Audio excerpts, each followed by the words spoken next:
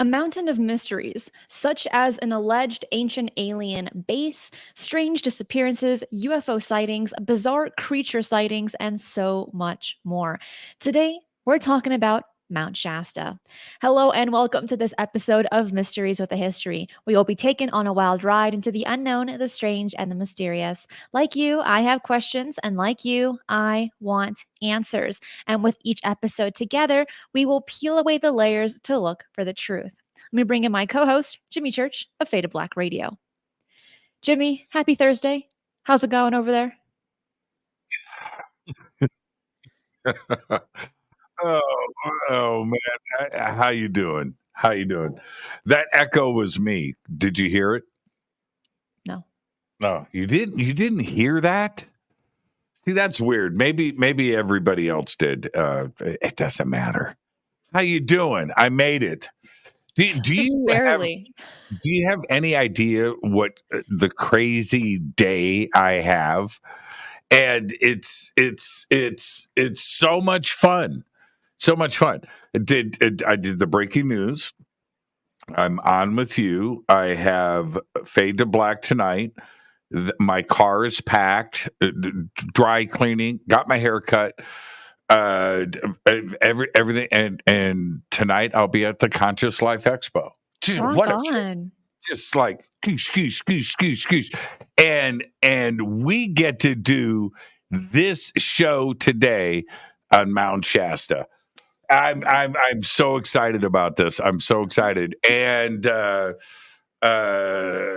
well, you know what? I have to ask why? Why Mount Shasta? Why now? This one's a really good one. Just because we've touched on Mount Shasta before, but we've never done an entire show. And I feel like it needs one just because so much has happened there and is still happening there. And also, California in itself is a very populated state, it's a very vacation place to go. And I think it'd be great to cover this for everyone, including myself, including you, to say, you know what, one of these days, some of us have to go to Mount Shasta and see it for ourselves, don't you think? It's beautiful. It's beautiful, and the town Mount Shasta, McLeod. That area. There's only about. We'll get into all of this, but the town itself. It's very small for as famous as a destination place as it is. And Christine, I don't know if you've been there, but when you're driving up the five, heading right there at the Oregon border. It's right. It just dominates. It's huge. And you would think that because of it being a destination and so famous, a very famous place, that it would be more populated. You pull into town, you're like, where is everybody? There's only about 3,000 people that live there, and that's it. And the town itself is actually very, very small. That's what you see when you're driving up, and it's absolutely breathtaking. Glaciers. It's always got snow, and it's right there. It's beautiful, but it's shocking when you pull into town. No hotels, right? A couple of restaurants. There's houses, but it's very sparsely populated. And then, of course, not far from here, there's lots of Bigfoot and things like that. And it's not too far from here. The Patterson Gimlin film was shot over on the coast, heading west. But yeah, it's a beautiful place, just breathtaking. Well, California in of itself is just a wacky state in so many aspects, but there's a lot of mysteries to it. And for those that are interested to know more about California specifically, we have done 2 shows on the mysteries of California if you're interested. And Dennis, thank you so much for becoming a YouTube member. I really appreciate that. So let's get into, I think you're going to start off near the beginning when it comes to Mount Shasta. And that's looking at Native American legends and lore because they have some very profound stories, but also profound beliefs in and around that area. And it's a very sacred place in the traditions and legends of several Native American tribes, including Shasta, Klamath, and Modoc as well. Hopefully I said that one right. And so these tribes have long revered the mountain as a spiritual center, a place where the physical and the supernatural worlds converge. And we're going to be covering a few of those stories. But among some of the most well-known legends is the story of Skell and Lau, which depicts a dramatic battle between the spirit of the sky and the spirit of the underworld, with Mount Shasta serving as the battleground. Now, when it comes to mountains and Native Americans here in the United States, a lot of them, if not nearly all of them, have stories related to gods, and in many respects, have stories related to battles or have it be a type of haven or sanctuary. And in this case, for Mount Shasta, it's no exception. You have a very intriguing story behind it. Now, to be fair, natives have just amazing legends across the United States that is definitely worth a listen, worth a read as well. But the tales passed down from generation to generation speak of Mount Shasta as a dwelling place of the Great Spirit and a gateway to other dimensions where beings of light and guardians of the earth offer protection and guidance, but at the same time, kind of, in a sense, ward off bad people, evil spirits as well. Because there's been a handful, more than a handful to be fair, of very strange disappearances in Mount Shasta. But also, according to the Hopi lore, it's the dwelling place of the lizard people. Bum, bum, bum. And then you just have various Native American tribes that have just deemed overall that mountain range as sacred, believing it to be inhabited by invisible beings, by light beings, and by physical beings as well. The origins of this, and we'll back up just a little bit here, because Mount Shasta is an active volcano. Okay, let's not. That is one of the craziest parts about Mount Shasta and its history. So when you look at Skell and Lau, there were these tribes, and there were a lot of tribes. The 5 freeway that I mentioned earlier, that follows the original indigenous trail that went up in between the mountains. Okay, and they that was a trade route. And so, as the legends go, the two gods were throwing flaming rocks at each other, right? And so now, is that describing lava? Is that describing an eruption? Is that where the story comes from? Don't know. But historically speaking, if we back up, let's back up a little bit to the origins of these stories. It is an active volcano. It's 14,000 feet tall, by the way. It's pretty tall. It has 4 overlapping dormant volcanic cones that have built a complex shape, including the summit. It's got lava tubes, again going back to the lizard people or the underground cities, and is it tying into that mystery that is there? There's a pretty crazy underground cave system. The peak itself, there's 2. The second one, which is the volcanic, it's called the Shastina. It's actually the 4th highest peak in the area, but following Mount Shasta itself. But that's how high those 2 peaks are that you're looking at here. There are 7 named glaciers: Whitney, Bolam, Hotlam, and Wintun. So we have that. But the oldest known human settlement in the area dates back 7,000 years. Wow. That's interesting. In the 1920s, Native American tribes who lived within a view of Mount Shasta included, you had the Shasta, you had the Modoc, you mentioned the Klamath, the Wintu, the Yana tribes, a couple of more. There was an historic eruption of Mount Shasta allegedly in 1786, and it was observed and noted, but it is now disputed because the Smithsonian, right, steps in and they measure everything in the Shasta area.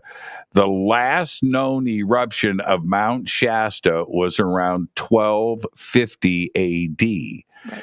During the last 10,000 years, Mount Shasta has erupted every 800 years. But over the last 4,500 years, it's erupted every 600 years, which means we're due for an eruption.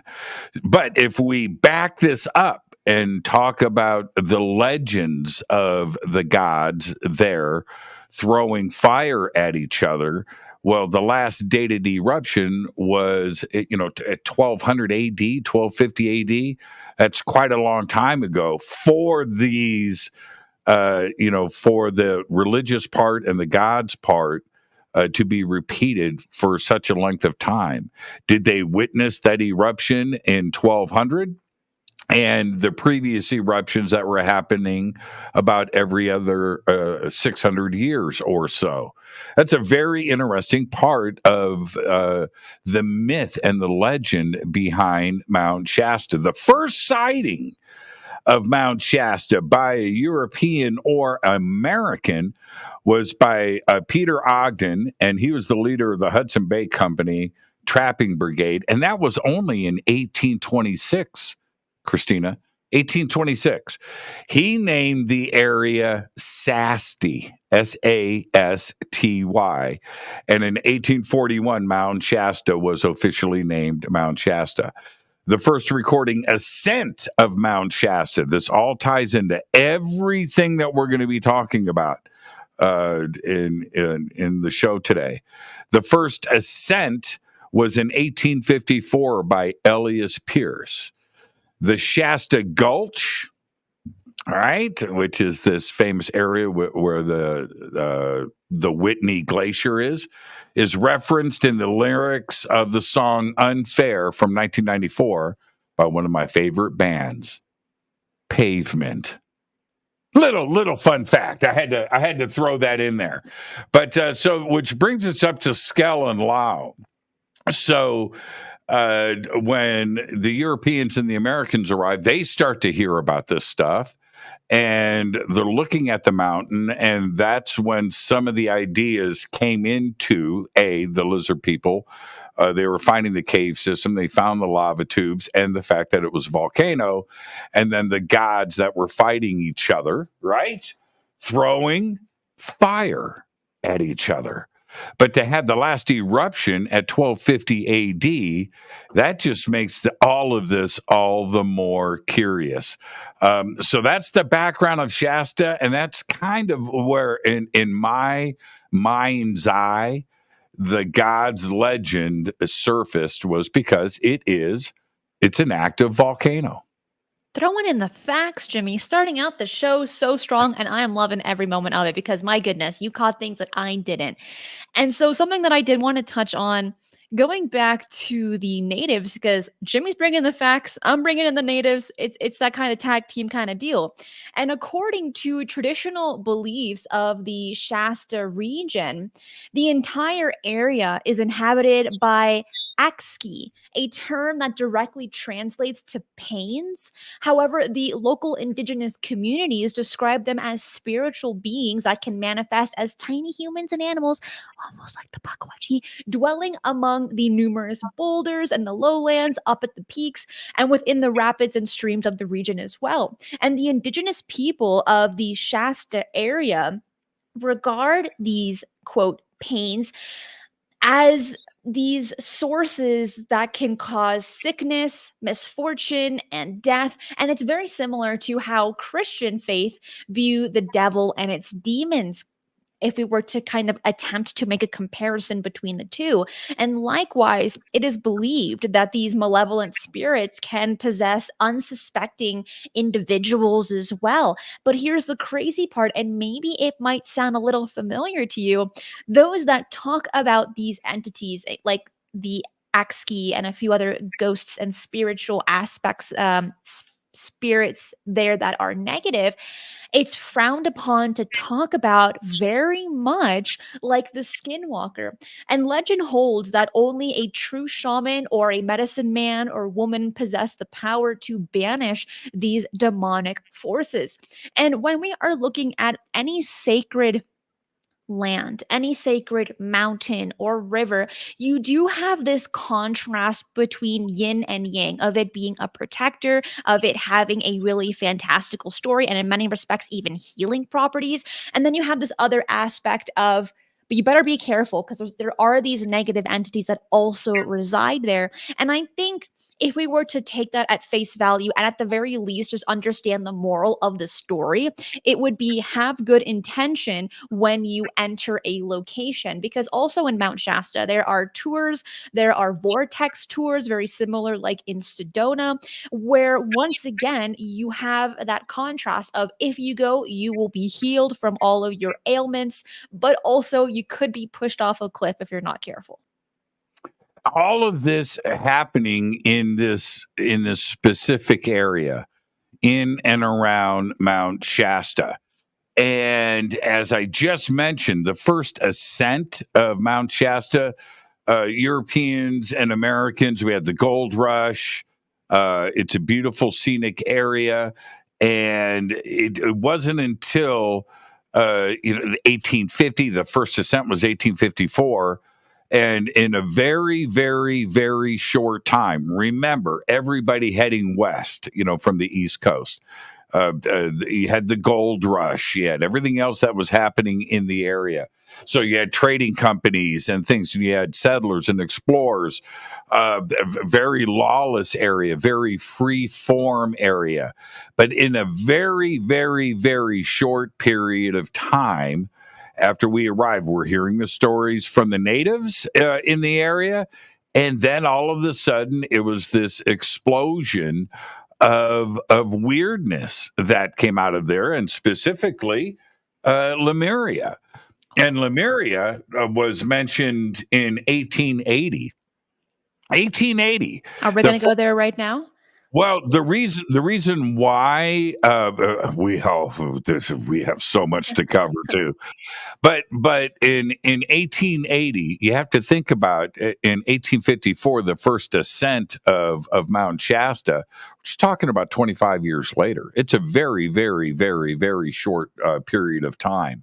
But this was about Mount Shasta, and so you have these mentions that started to circle around in 1880 and the 1880s about Lemuria and the continent of Lemuria and the survivors of Lemuria moving to Mount Shasta and establishing themselves there.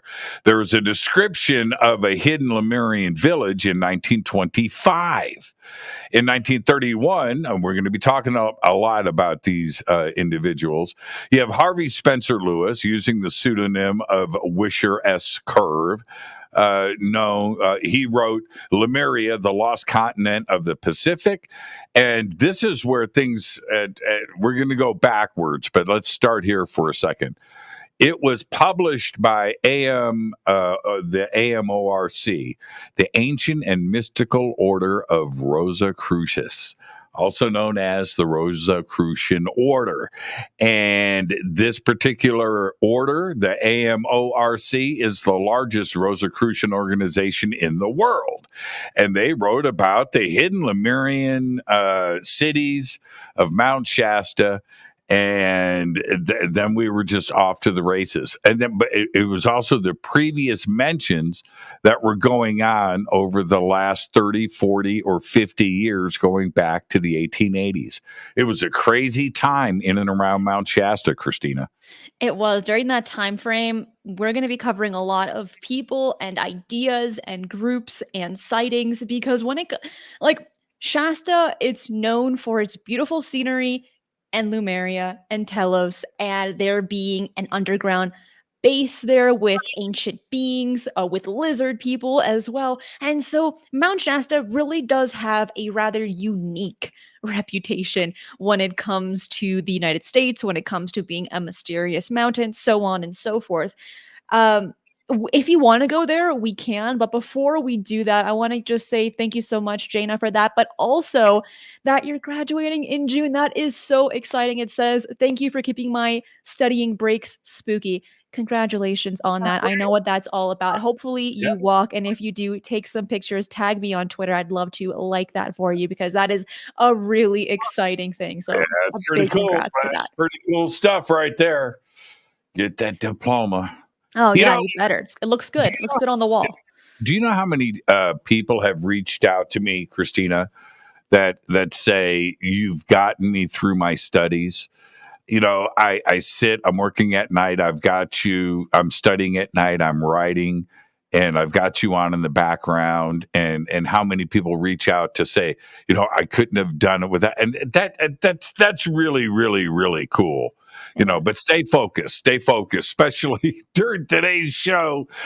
Yeah, this if this cast of characters, and this goes all the way up to the present day. But if this cast of characters of what is and was going on in and around Mount Shasta doesn't just flip you out, it's fascinating, fascinating. And I don't know where to start. Where do you want to go? You want to okay? If we start with J.C. Brown, he's no relation of mine. Okay, I don't know who JC is, but where do you want to go first? Let's go there. Just because you had touched on Lumeria, I think it'd be a really great place to start, and then we can go into the other aspects a little bit later. But when it comes to J.C. Brown, this is a really you can't talk about Shasta without talking about this man. And here's just an imaginary image of Lumeria, but yeah, actually, I'll just leave it there for now. So he was hired back in 1904 by the Lord Codray Mining Company of England to look for gold. And then there he discovered a cave which sloped downward for 11 miles. And there he found an underground village filled with gold and shields and mummies and giants as well in this part. But he was also a geologist and a treasure hunter, at least as the story goes. And when he was attempting to just go on this gold seeking expedition, he came across just this mysterious tunnel and he thought to himself, let's go down there. Let's walk 11 miles because I have nothing else better to do. And probably was not his mentality at all. He thought, if I keep going, maybe I'll find just bucket loads of gold. And he found a lot more than just that. But among the artifacts, Brown reported, and honestly, all we really have is his word when it comes to this, because he reported finding golden tablets inscribed with hieroglyphics. And he mentioned that it looked like it was glowing, which is bizarre. But perhaps the most astonishing aspect when he was walking through these chambers that it was that he found these giant skeletons, the smallest one measuring 7 feet tall, while the largest was about 11 feet in height. Now, he didn't actually tell the world this until, as the story goes, 30 years later when he told his story to John C. Root, who proceeded to gather an exploration team in Stockton, California, and there 80 people joined the team. But on the day the team was ready to set out to hike 11 miles down this tunnel going into Mount Shasta, Brown never showed up Yeah, and he he was was a never heard of again. he was a no-show. And the mysterious J.C. Brown, right? There's our first dun dun dun, right? Never heard from again. 80 people showed up, and the part about his story is a fascinating one, but the 10-foot mummies always had my attention. Oh, yeah. That glowing tablets, hieroglyphs. Okay, all right, yeah, that's cool. But the 10-foot mummies part, Also, an 11-mile cave. You need to really stop and think about what that implies. That's a long ways, and it would have to be very warm. I mean, that's a long cave, an 11-mile cave. Look up cave systems and start to see, what is the longest cave. And so for him to say that he found an 11-mile cave going down, the cave went down, it descended and ended in this village. And this is just one. This is the start of a lot of crazy. The stories around Mount Shasta are just absolutely incredible. And yeah, you're right about that, though. He waited 30 years to tell his story. And Stockton, California, which is in the middle part of California, pretty cool town, pretty cool people, pretty honest. It's Stockton, and you're going to go with this fantastic tale. You will find 80 people that want to go and do this, and that's exactly what happened. And he broke a lot of hearts that day, to get the team together. And that's the part of the story where you're just like, he waited 30 years, John C. Root, 80 people excited, assembling, getting their stuff together, packed their bags. They're ready. They were leaving, and he was a no-show. Now, does that add to the mystery? Right? That maybe he was kidnapped, maybe he was disappeared, whatever you have, or was it just all made up and he chickened out? And I want to get into that aspect, Jimmy, because first of all, I did look up the longest cave passage in the world, like you requested, and the longest one is in Vietnam in the Sun Dong Cave, and that one is only 2.8 miles long, one passage, and that's the longest one in the world that has been recorded thus far. Now, that's right. I read a comment here by Steve. They never found the cave, which if this cave system was 11 miles long, you would have thought that if you have 80 people walking in and around the cave in the mountain, they would find that cave system. Don't you think? They never did. Or did they? But no, they assembled in Stockton. Stockton is probably 300 miles south. Stockton is like by me. Okay, yeah, Stockton. You could still go on your own time and try to find this cave, but here we are 100 plus years later, and no one's found it. Or if they have, they haven't made it public. I see what you're saying. Yes.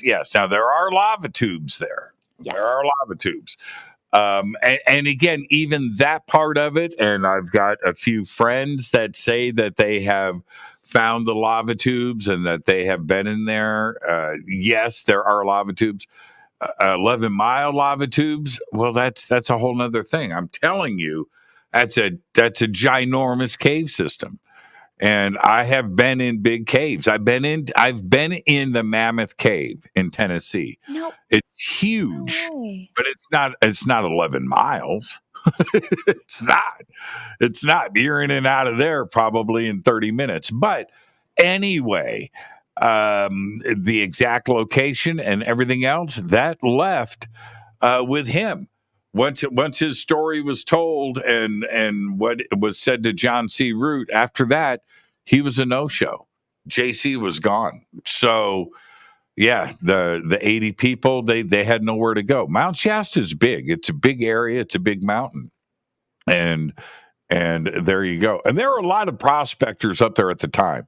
There are a lot of mining companies. The gold rush was real. Oh. And there were a lot of prospectors up there looking for stuff like this. Yes. And to this day, it's still shrouded in mystery, even though it's one of those mountain ranges that just has an extensive amount of tourists that go there every single year. But how did this really get famous? How did this reach the public eye? Well, back in 1864, we have zoologist Philip Sclatter, and he published an article about a classification of species called lemurs, in which he was puzzled by the presence of their fossils in both Madagascar and India, but not in Africa or the Middle East. And he hypothesized that Madagascar and India had once been part of a larger continent, and then this kind of was leading to the discovery of Pangea. But following this scientific discovery, the concept of Lemuria began to appear in the works of other scholars, including Ernst Haeckel, and he was looking for like kind of this missing link in this area, proposing that the fossils of the first humans sunk under the sea, but some proposed that lost land went somewhere else. And this was kind of leading into the aspect of Atlantis, which had been in legend and lore for centuries. But then when you're looking at this, there were a few books that were published. One of them that was published in 1886, and actually, I'm going to give a little more details on that because it's really interesting. And it's known, and the book is titled A Dweller of Two Planets or The Dividing of the Way. And I have it here. There it is. And here's the person that wrote it. But here's a really fun fact about this book because it's addressed a lot when people talk about Lemuria and Mount Shasta. So the book was finished in 1886, and then in 1894, the manuscript was typewritten and copyrighted, and then again in 1899, owing to an edition. But here's the but. It was not published until 1905 by his mother, Mary Elizabeth Oliver, 6 years after Oliver's death in 1899. And the person that wrote this is Frederick Spencer Oliver, by the way. But people, when they address this book, they say, oh, well, it was in 1886, which yes, it was, but it wasn't really made public. People couldn't get their hands on it, like your average person, not just family, until 1905. But pushing that little fun detail aside, this is one of the books that was first coming out talking about this, and then it was providing so much imagination for people all around the world to go and visit Mount Shasta for themselves to hope and witness something bizarre. But according to the book National Park Mysteries and Disappearances California by Steve Stockton and Bill Melder, there are narratives about a secret society dwelling within the concealed city inside of Mount Shasta known as the Great White Brotherhood. And the name reflects not their skin color, but the radiant white light that often surrounds these beings, who are typically in these immaculate white robes. And they're described as a group of spiritually advanced beings or ascended masters attracted to Mount Shasta by its unique energy. And allegedly, residing within the mountain, they navigate through golden tunnels to their secluded temples adorned with jewels and crystals. Now, why are we bringing this up, Jimmy? I'll let you take the floor for this one. Okay, so now let's recap for a second. J.C. Brown, 1904. Okay, Frederick Oliver and his book A Dweller on Two Planets, officially published in 1899 when it was, typed up, and then released in 1904. J.C. Brown had no clue. Right? He's a prospector. He was sent there on a mining. Would he have known or read this book? No, he would have not. The book published in 1899. The book did everything that you just said, right? It claimed, remember, lemurs, right? Lemuria. That's the progenitor. That's the origin, right? The etymology of Lemuria comes from lemurs. Okay, so now we just covered that. So in the book, he talks about the sunken continent called Lemuria. Were living or in on the survivors in, on, or around Mount Shasta. Oliver's Lemurians lived in a complex system of tunnels beneath with jeweled walls, fur carpeted floors, and occasionally we're seen walking the surface dressed in these white robes that Christina was talking about. There's lots of stories of strangers in white robes being seen in and around Mount Shasta. And you and I have talked about that before on the show. That's that origin story, and we need to back up. And again, not only the white robes, but it's the tunnels, it's the sunken city, it's the jeweled walls, going back to 1904 when the book was widely released. It was published in 1899, but J.C. Brown had his sighting in 1904. Very strange timing on all of this, but that's when we've got to bring in Guy Ballard. Oh, Guy, yes. not only so Guy Ballard, I can't stress enough the importance of Guy Ballard, not only with the Mount Shasta story, and some other stuff that peels off of Ballard. We'll get to that, but Ballard at his peak with I Am, which was his religious organization, he had, and you got to think about the dating of this in 1930. He had over 1 million followers. Wow. 1 million followers in 1930. It's insane. That's a pretty influential Guy Ballard. Guy W. Ballard was the real, and according to Ballard, now this is okay. So remember the timing of all of this. So 1904, J.C. Brown, 1904, Frederick Oliver with Dweller. 30 years later, J.C. Brown, that would have been 1934, gets the expedition together in Stockton, California. 4 years prior to that, in 1930, according to Guy Ballard, he was hiking. This ties in with everything that Christina just mentioned. He says he was hiking on Mount Shasta, and he was looking for the group that Christina just mentioned, the Great White Brotherhood. Now, look, save your email. This is just part of the historical record. They were called the Great White Brotherhood, also known as the Brotherhood of Mount Shasta. So that's what Guy Ballard's doing.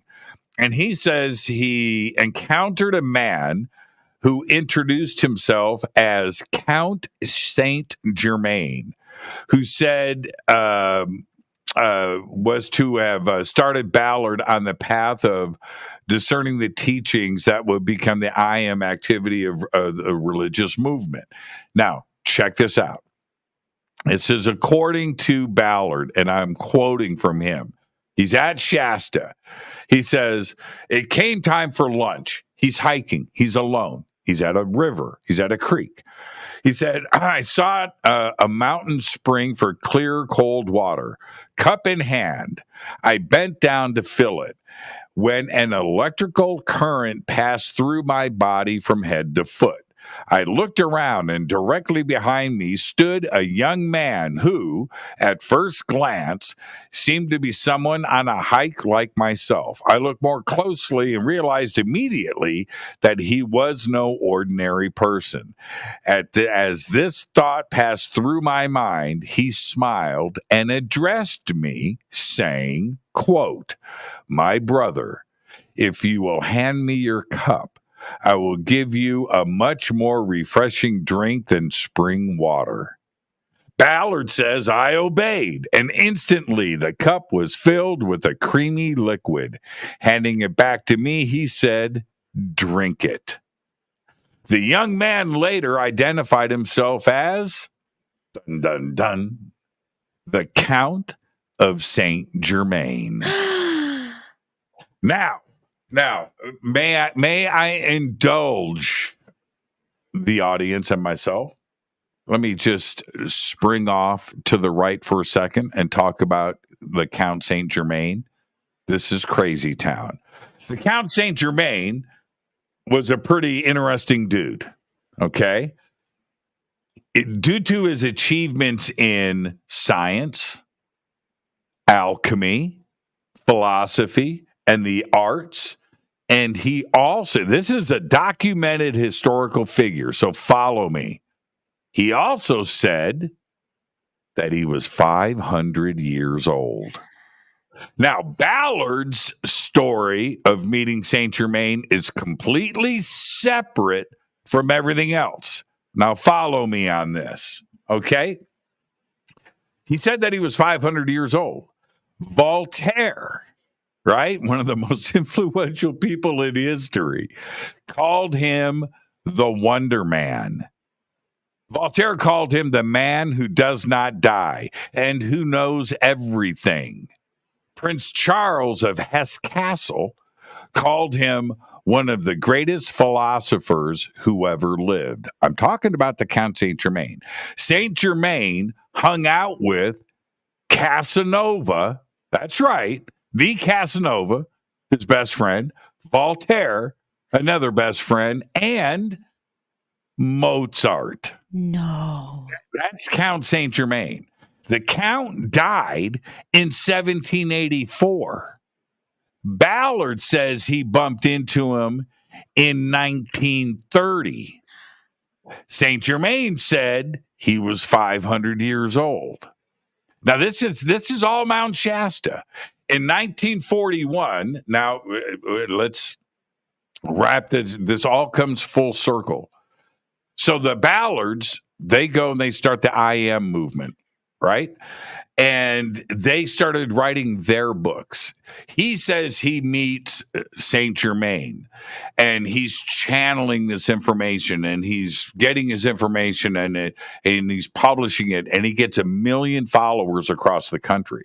Well, in 1941, the Ballards were sued for copyright infringement by the family of Frederick Spencer. Right, for copyright infringement on A Dweller of Two Planets, the book that was published in 1899 and republished in 1904 and 1905 that we just talked about. The suit was dismissed. Now check this out. You're gonna love this. The suit was dismissed for failure to state cause of action. District Judge Dawkins quoted the original foreword to Oliver's book in its entirety, where Oliver said that he was not the author, but had channeled the book from a spirit. All right? And the book had been copyrighted. This is Oliver's own words, had been copyrighted with Oliver as the proprietor, not as the author. Judge Dawkins pointed out that the Ballards had stated that they were using similar methods to write their books. They're both channeling from sources the Lemuria content and all of everything that was in and around Mount Shasta. And these two books were channeled information from two different authors. Case dismissed, right? It's like the wildest of the wild all going down in Mount Shasta, a town of just, at that point, maybe 1,000 people.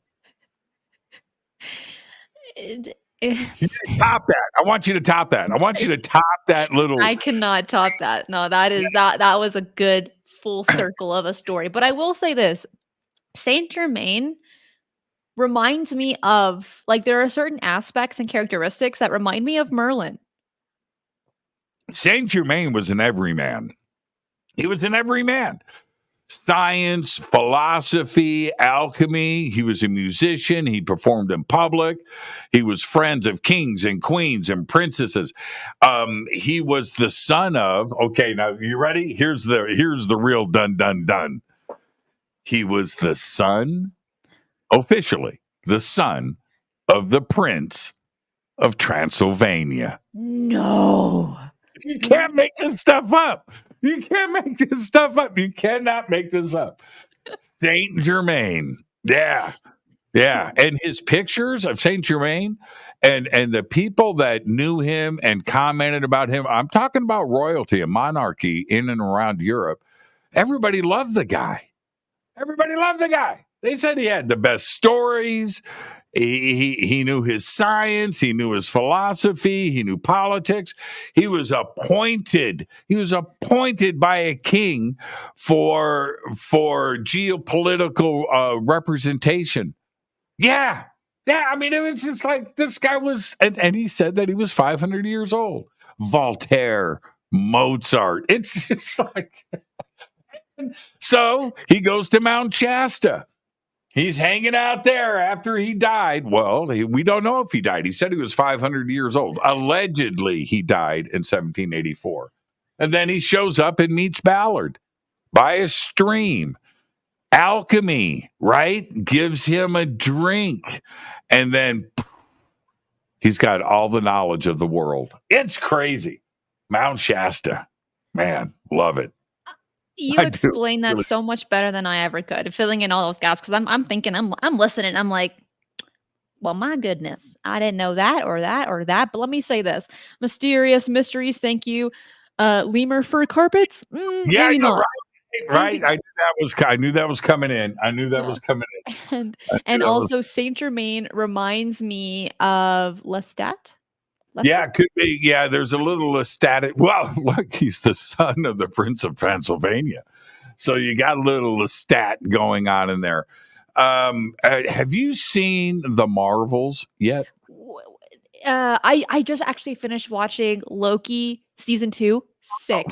Flippin' loved it. But I want to say this. Okay, on the conversation of Dracula, let's make this a really, really cool fun fact. So the author of Dracula, Bram Stoker, funny enough, wrote a novel in 1895 called The Shoulder of Shasta.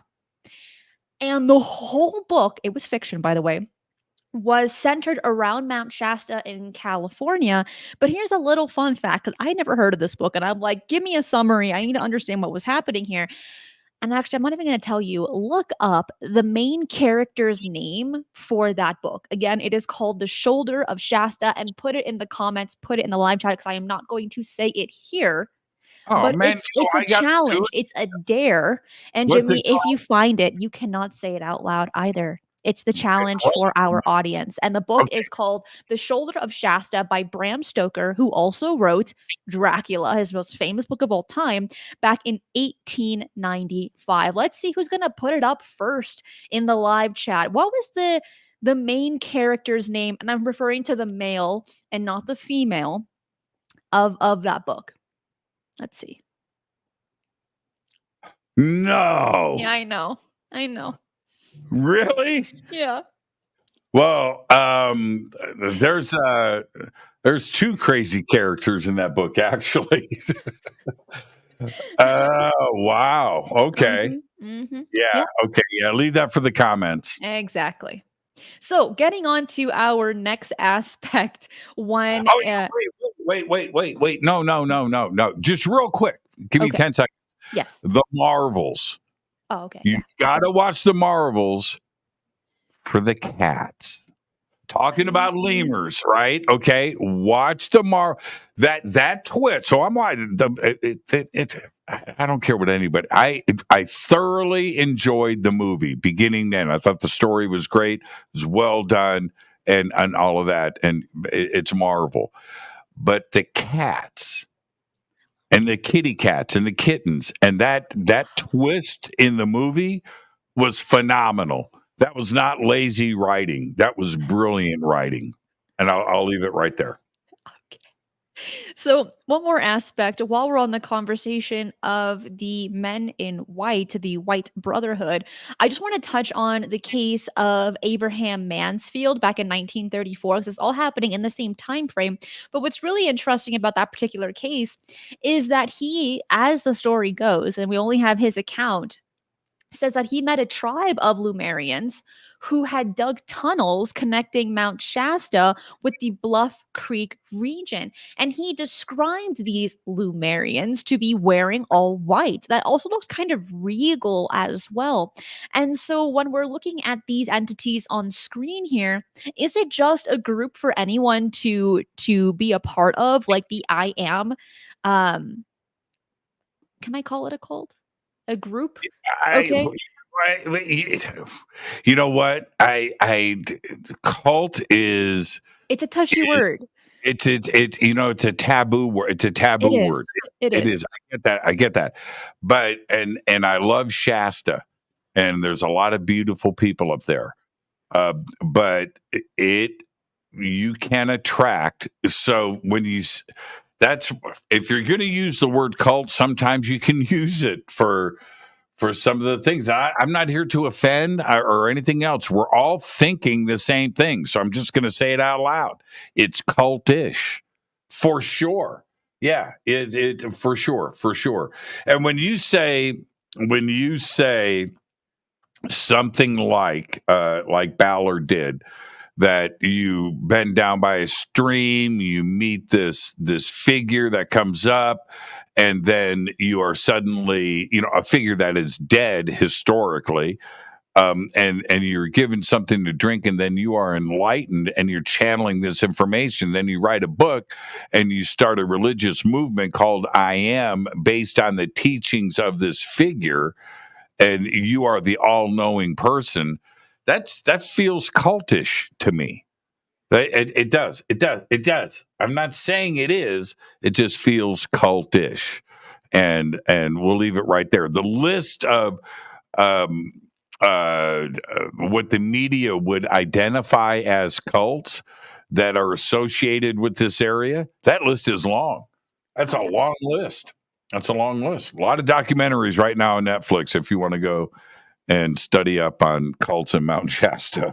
They're You'll out there. find a lot.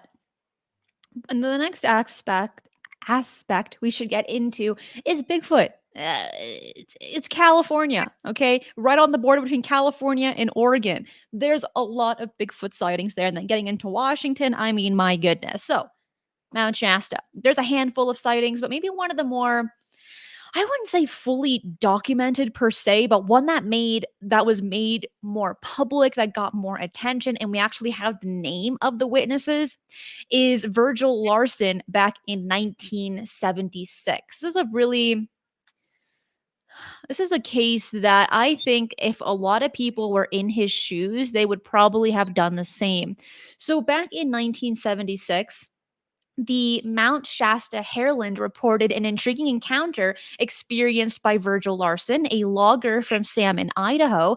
And Larson was employed in a logging operation on Mount Shasta, and his experience would be regarded as one of the most notable Bigfoot encounters in and around Mount Shasta.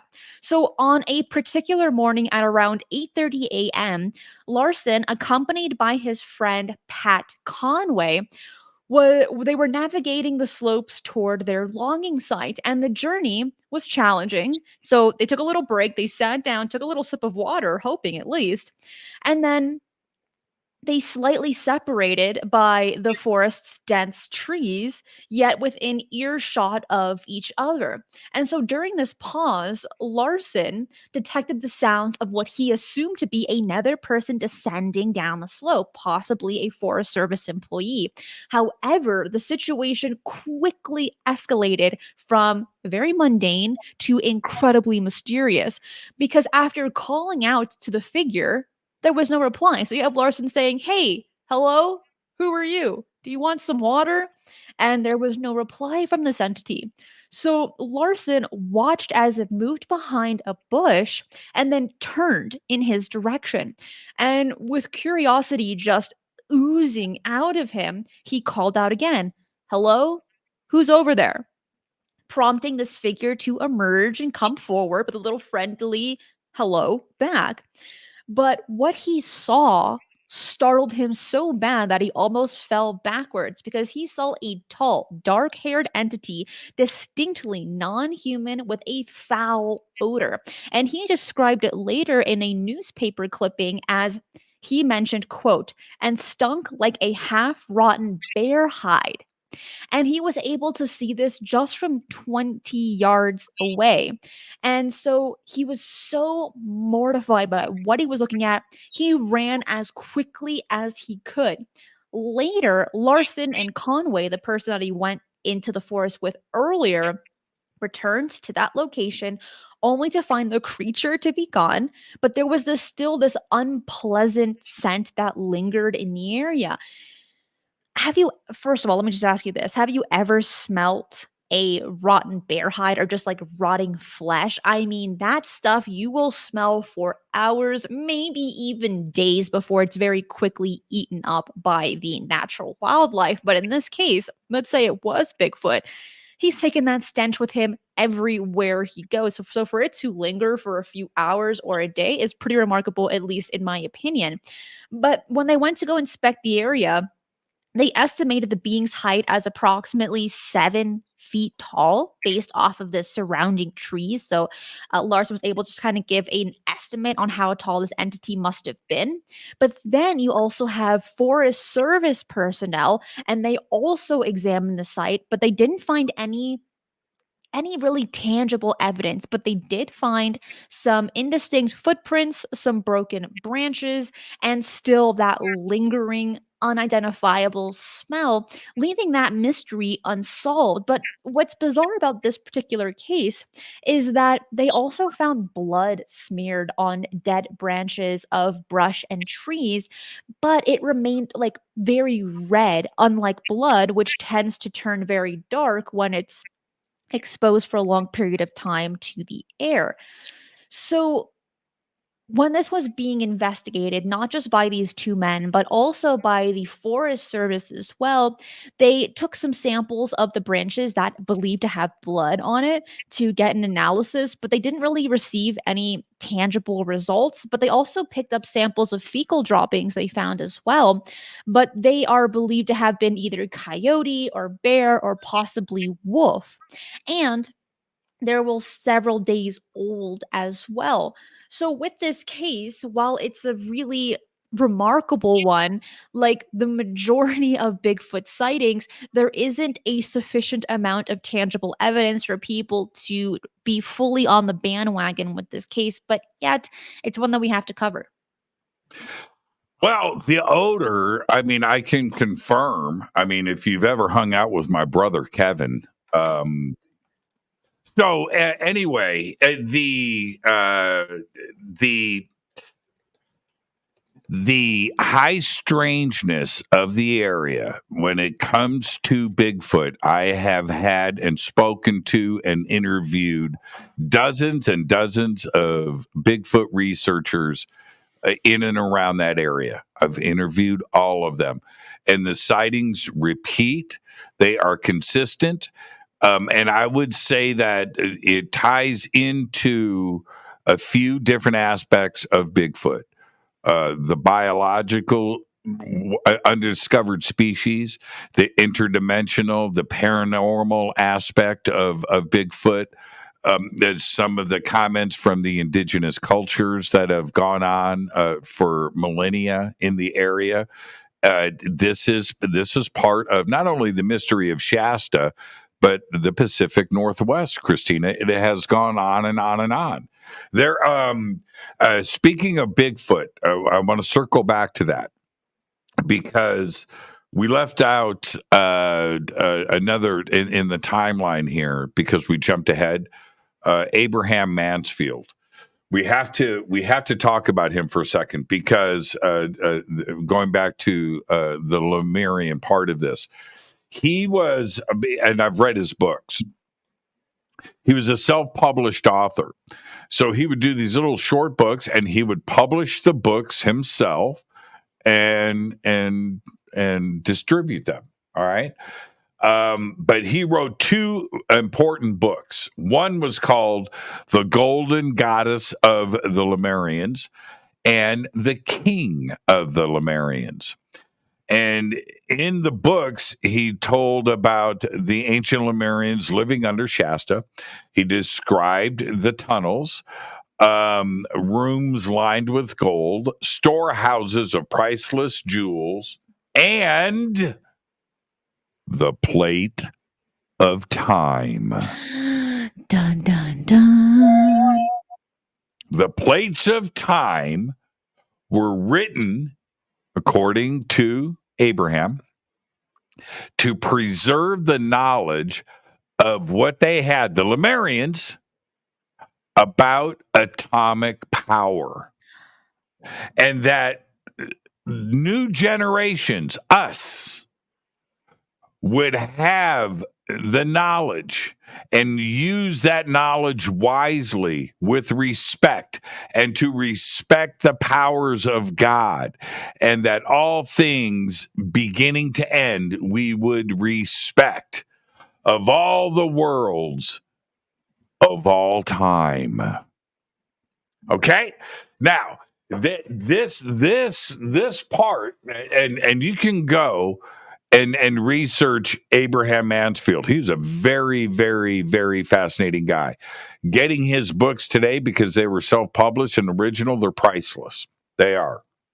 But in 1934, which goes back to our timeline, okay? J.C. Brown, 1904, 1934, J.C. Brown, the expedition out of Stockton, 1930, Ballard and St. Germain at the creek in Shasta. All right. So in 1934, during a seance, Mansfield was appointed chief of the gods of the Lemurians and the plates of time. All right, just top that. I just want you to top that. Since we're topping each other today on No, the show. you are exceeding me consistently today. I need you to go one up. I need you to Okay. go one up Okay. of Abraham Mansfield. I will bring in my facts. Here we go. Here's a fact for you. But before I get into that, Gary, thank you for that. Is asking, is Mount Shasta located on a ley line? I had to look it up, and the answer is yes. Funny enough. Great question. I didn't even think about that, but you're absolutely right. Like five ley lines. Yeah, So yeah. here's my fact, but I don't think I can top it, but here we go. So nearly 50 people have died on Mount Shasta since recorded keeping began back in 1916, and about 8,000 climbing permits are given out yearly, and about 50% of climbers actually reach the summit. Okay, so I'm going to toss this one to you. Like a hot potato. I'm ready. Carl Landers. Let's go. Let's Ooh, go. okay. I'm gonna pull Let's up go. an image here, and this is okay. Well, there are two disappearance cases, and when it comes to Landers, this one's a more documented case. I'm going to share my screen here of what he actually looks like. There he is, and then there's Mount Shasta in the back. So let me just get to my notes. Hold Okay, on. while you're doing that for the historical record, while Christina's getting ready, I am going to read to you the Associated Press news article in the Los Angeles Times. Okay, are you ready? Mhm. May 29th, 1999, 12 a.m. Pacific time, from the Associated Press. Right? The search for a 69-year-old hiker missing for almost a week on Mount Shasta intensified Friday as a state helicopter dropped searchers on the upper slopes of the mountain. Carl H. Landers of Orinda was last seen in the Lake Helen area near the 10,000-foot level last Saturday morning. Landers, an avid hiker, was attempting to scale the highest mountain in every county in California. He was climbing with two other hikers when they became separated. That is from the Los Angeles Times, the Associated Press, May 29th, 1999. Christina, what actually happened? Jimmy, this is when you need to start bringing in your string. Like, you're going to tie yourself to everyone else that's hiking with you. You never get separated because you never know what's going to happen. Where's your string, Jimmy? You always have your string. You're packing, right?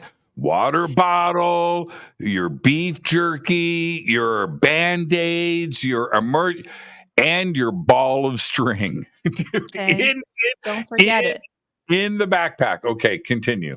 So after he had disappeared, there was nothing that people could just kind of find and understand where he could have been.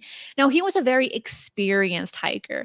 He was also wearing rather bright clothing. In this case, he was wearing a rust-colored coat, ski pants, hiking boots with crampons, and it's like those things that you put on your shoes so you can walk on the snow, by the way, and prepared for conditions unexpected on the mountain with a backpack of snacks and water and food and everything that you need. And he was wearing 2 to 3 layers of clothing as well. So this man knew what he was doing.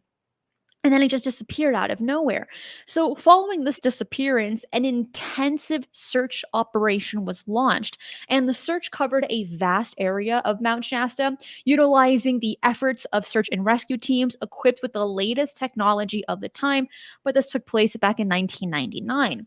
The rugged and treacherous terrain of Mount Shasta, combined with the altitude and the unprecedented weather conditions, posed significant challenges to the search efforts. And despite their extensive search, no trace of Landers was ever discovered, not his gear, not his clothing, and no signs of distress. So, the absence of any evidence or clues as to Lander's whereabouts has fueled so much speculation. And among the theories proposed are the possibilities of an accident where he kind of fell down into a little crack in the mountain, possibly. But even then, if that were to happen, his remains were never found. And others have speculated about more natural causes where he might have just kind of fallen sick, and then before he was separated from his group. But then we have to think about just the overall mysteries of Mount Shasta. People have disappeared there. Many people have died there. There have been UFO sightings and just these weird entity sightings. Him referring to these regal entities in all white. Could he have been taken? Could he have walked through a portal? Could he have encountered something that he shouldn't have and you will never find the body? There are so many possibilities when it comes to this, but it does remain one of many unsolved cases that just really perplex and fascinates those interested in missing person cases, particularly those that are people that have had these disappearances happen in the wilderness. And one person that has looked into this is missing 411 author Dave Paulides. And he has done extensive research on this. And he's still left with more questions than answers of what really happened to Landers. Well, okay. So let's look at the facts of the case, right? 3 buddies, right? They're all up there together. They've got a campsite. They continue hiking up, right? And 2 are together. They kind of get separated a little bit. They turned around. Landers is not there. They hike back to go and find him. They run into a park ranger. We're looking for our friend. Have you seen him? No, haven't seen him. Go back to the campsite. He's not there. They hike back up the hill. They find another hiker up ahead. They think that that's him. They get to him. He's not Landers. They go back. They hook up with the park ranger. What's going on? Don't know. Haven't seen him. Then they find his footprints, and they go and they think, okay, cool. We're on his trail. His footprints ended in the snow. There was nothing else there. They just stopped, Christina. There was no disturbance after that. There was none of his belongings there. And that's where when they get back to town, they start the search. They go right back to his footprints, the search parties. By the way, and it's nothing. That's the documented part of this, is that his footprints ended, and the search party's like, well, what do we do? Right? 10,000 feet is high, but it's not altitude sickness high. I'm 60 years old. He was 69. He's an avid hiker. He's got all the gear. I just went to Peru and went to 14,000 feet. I went to 15,000 feet. I did. Yeah, altitude is starts to affect, but not like that. And not to somebody that's experienced and they're already acclimated on the mountain. It's 10,000 feet. That's not a big deal. So the altitude sickness of it, or somebody that's a seasoned hiker like him who's on a mission to go and hike all of the tallest peaks in California, I'm not doing that. right? I'm not that kind of hiker, but 10,000 feet's not going to affect me. And I'm 60 years old. So I think we can take sickness out of it. Some people have speculated heart attack. Well, okay. Then where his feet stopped, his footprints, you got a body, right? You've got, if that's the case, whatever, he got disoriented. He got lost. Well, his footprints wouldn't have just stopped in the snow. And that's the interesting part of this whole case. And all of these years later, that was 1999, nothing, not a piece of clothing, not his gear, not those crampons that you were just talking about. Those would survive, right? Nothing. Bears aren't going to eat crampons. You follow what I'm saying? If it was a natural thing, I'm not trying to be morose here. I'm just being realistic. Nothing was ever found, and it was 1999. But as crazy as that case is, as nutty as that case is, as insane as that case is, it's nothing like what we're about to do right now. And you know what? Can I? Okay, just like I did in the previous case, you get your notes ready. I'm going to read you the Associated Press right, headline from this case. This is September 7th, 2011, Associated Press, right? You ready? Published at 12:01 a.m. This is the headline. Missing boy found with help of community. Okay, so that's the headline. That's in the paper. Everybody was looking for this missing 3-year-old boy. This is one of the craziest cases I've got. Go ahead, Christina. What is it? This one's wacky. Now, keep in mind we are dealing with a 3-year-old boy. Just remember that, but there's a lot to this case.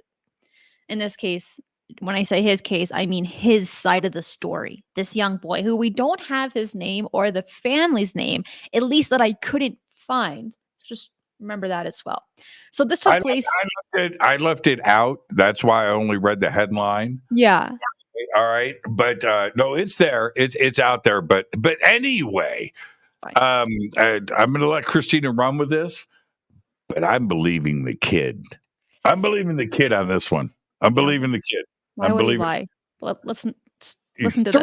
He's 3. 3. And a decent vocabulary, by the way. So it was September of 2011 when a 3-year-old boy, accompanied by his dog, strayed from his family at Fowler's Campground near McLeod Falls, and it's just situated right below Mount Shasta. And upon realizing he was missing, his family immediately alerted the authorities. And the search operation quickly escalated, involving personnel from the sheriff's department to volunteer firefighters, all united in the urgent quest to find this 3-year-old boy. In the early time of the search, the boy's dog was discovered, but its condition did little to uplift the spirits of the search team. And you might ask yourself, why? Well, because the dog was found drenched and trembling and huddled on the riverbank near fast moving rapids, which sparked fear that the child might have been caught by the river's swift currents. And so then, as the search extended into the dark hours of the night, concerns grew over the possibility of the child being taken by this river. However, in just this magical stroke of luck and through this diligent effort of different search dogs and people as well, the boy was found concealed within a brush at 12:45 a.m., marking a significant moment in time for the search and rescue team, obviously because they found their subject. But this event, when it was celebrated, let me just say, they were in the river. Searchers were wading into the river. I mean, the search efforts for this boy, it was out of control. It was all points, all hands on deck, right? And so that's an aspect of this, the panic in the community that was there. and the relief that Christina is pointing out. But there were people in the river looking for, they were thinking the worst. A lot of time had passed. He was only 3 years old. Right, and it's September, so you're dealing with kind of you're getting into the cold weather, And especially at night. his dog was wet, so they were assuming, right? Yeah, let's go to the dark side here. That the dog was in the river with him, right? And so anyway, continue. So they find the boy, everyone is hurraying, they're throwing confetti everywhere, like this is the best day ever, as it should be. But when the little boy was having a one-on-one talk with his grandmother of 3 what weeks, happened, 3 weeks later. exactly 3 weeks later, this is when the story gets bizarre. Because what we're looking at next is he's sitting down with his grandmother and he says, the grandmother asks, "So what happened, sweet pea? Like, why did you go missing? What happened while you were missing? Like, what was going on? I want to understand because I'm your favorite grandmother." And he looks at her and he says, "I like you so much more than my other grandmother." The granny's like, "What? What do you mean, other grandmother?" And the little boy says, "Well, she looks like you, but she wasn't you. I mean, she was kind of mean, to be honest." And the grandmother says, "Continue on with the story. This is Yeah, intriguing, well, but this is bizarre." she says, Christina, she says, what the hell are you talking about? You don't have another grandmother. It's just me. I'm your only grandma.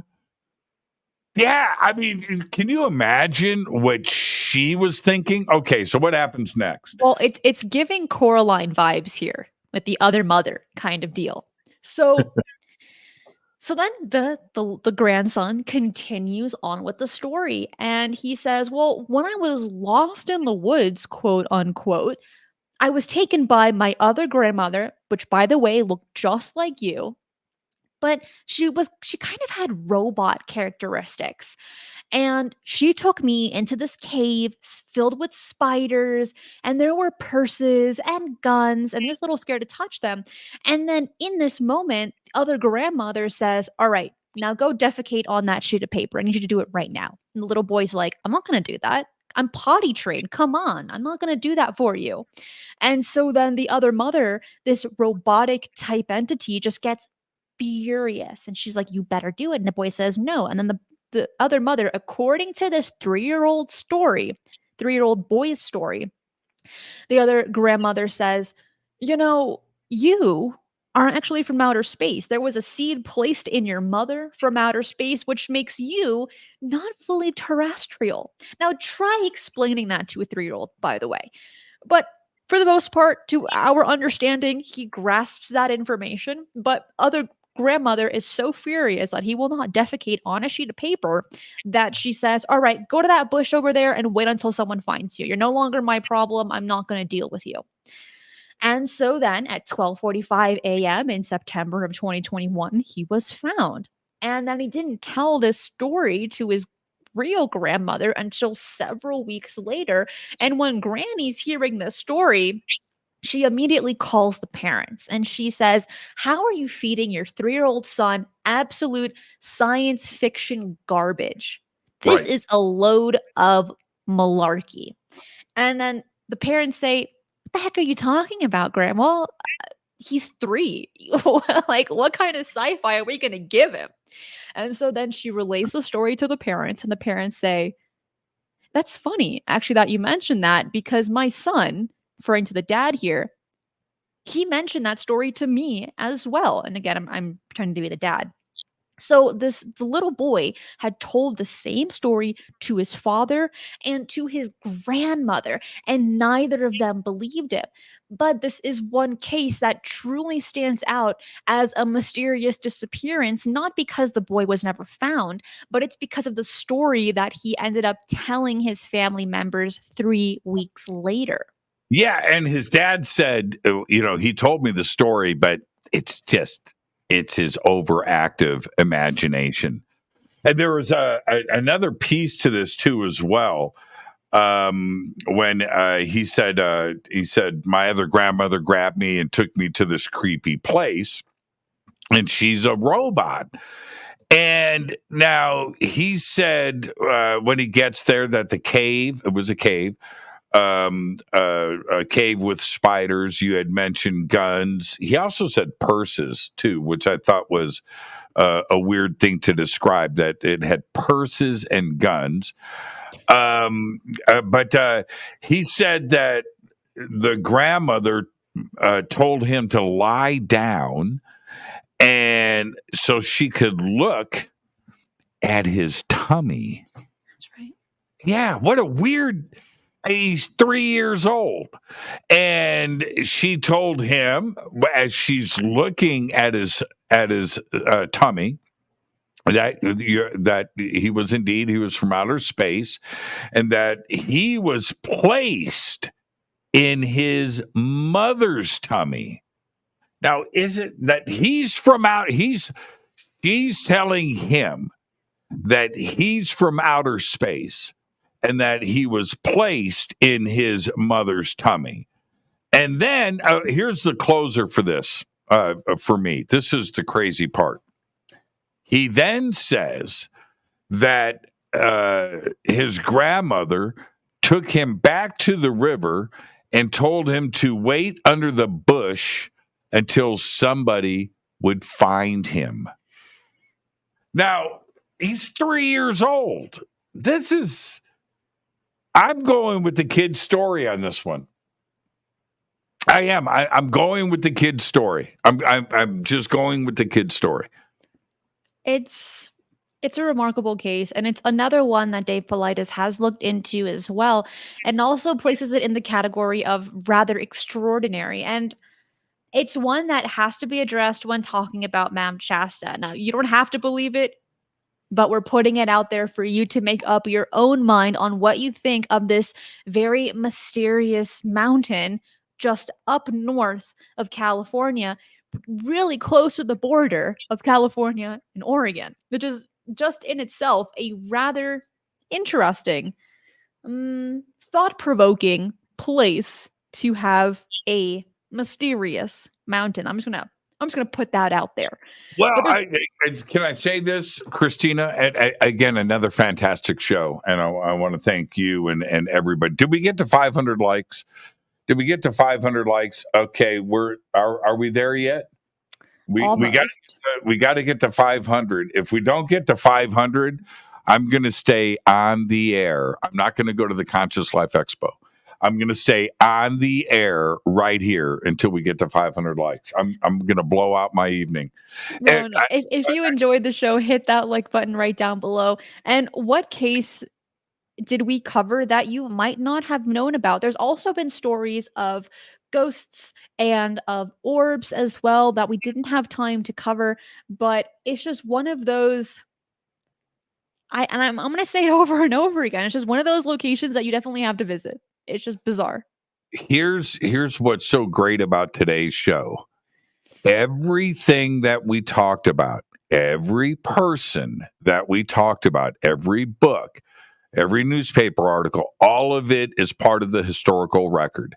You can go back, you can look up the names, you can go and read the newspaper articles, you can read the media, you can read the books that were published. This is all part of the historical record. And which takes me back to the beginning of the show today, Christina. It's a very small place. It is so seeped in history, and you just go off of the 5 freeway, you go to McLeod, you drive into town, you drive into Shasta, and just take a look around and go, what? To have everything that we just covered in today's show, and we just scratched the surface, by the way. We packed a lot in, but we just scratched the surface. Everything that we talked about is right there for you to go and research. It's one of the most fascinating areas, and again, it's so famous. It's famous. It's such a famous place. And when you go and you visit, and you should, it's beautiful. It's majestic. Yeah, I remember the first time that I stood at the base of Mount Shasta, and at that time, I had friends that were texting me and emailing me that were on the mountain on a trail heading up to a portal that day that the first day that I was there. And I'm looking at the mountain. It is unbelievably beautiful. So go and just see it for that. And do your research. Remember my ghost story with the glass handle and the door opening. That's all real. That all happened. But everything that we talked about today, go and do the research, and then go and visit Shasta and try to understand everything that is there historically. It is just a crazy place. It's amazing. Definitely don't go there blind. I mean, when I mean blind, I mean with the lack of information. Don't go blindfolded. That would be real stupid. But as Jimmy laughs, but I'm being very serious. So make sure if you ever go, just do the basics, or you can just watch this show in detail, take some notes so that you know what you're up against. Jimmy, thank you so much for being on the show today, and good luck at your Conscious Life Expo. It sounds very exciting. Yeah, I got a busy day in front of me. See tonight, who's on the show tonight, Christina? You tell me. Bruce Solheim is with us. Man, what a day. Bruce Solheim is with us. We're going to be talking about the ET human interaction that is going on. So we're going to talk about that. And then I'm off to the Conscious Life Expo. So thank you, everybody. Let's get to 500 likes. Christina, enjoy your weekend. Everybody, I'll see you tonight on Fade to Black. And if you're coming out to the Conscious Life Expo, I'll see you there. I'll be arriving later on this evening. Rock on. That's exciting. Thanks, Jimmy. Another great show. Let me know which cases, what facts you enjoyed the most in the live chat and in the comments as well. We're just 5 away from 500. So hit that like button if you have not already. Andrew says, I'm a 15-year trucker veteran and I've driven through the weed patch Shasta area. I've never experienced anything. Took me a second to read out loud. That's interesting. And I think it's worth noting. Not everyone's going to encounter something bizarre, but I do want to say thank you so much for being a trucker and getting all those supplies to us because number one, that's a really hard job. You got to stay awake and just drive, but you do get to see some very beautiful views as well. You know, if you're feeling it, you can't look and then drive because then you'll crash, right? But we appreciate you very, very much. So thank you for that. And thank you for supporting the channel as well. Guys, we hit 500. That's fantastic. Thank you. And we are super duper duper close to hitting 60,000 subscribers on YouTube as well. So if you like these kinds of shows, if you like the topics of UFOs, the paranormal, the unexplained, and the mysterious, you will like this channel as we do 3 live shows right here every single week. And if you need help falling asleep, relaxing, meditating, or using your imagination to wander the universe, take a look at my music channel called Cosmic Portals. There I make space ambient music. I have insomnia. It helps me. Hopefully, it will help you as well. There, we are at almost 2,000 subscribers. So if you like that kind of space ambient music, hopefully you will like that channel. And if you scan this QR code right here on screen, it will take you straight there. But if you are listening, just type in Cosmic Portals online and you will find it. Follow me on Twitter at eyes_on_the_skies for all of my updates and news, and also on Instagram at Strange Paradigms, where I share pictures and short videos. But seriously, just scanning the QR code just makes everything so much easier. I have so many social media links and websites and places where I post my articles. Just scan it, just so much faster. But that is it for today. Tomorrow is going to be strange news. You do not want to miss it, as it will be live, where we'll be covering all the strange news and mysterious headlines from around the world. Be safe, and remember, keep your eyes on the skies.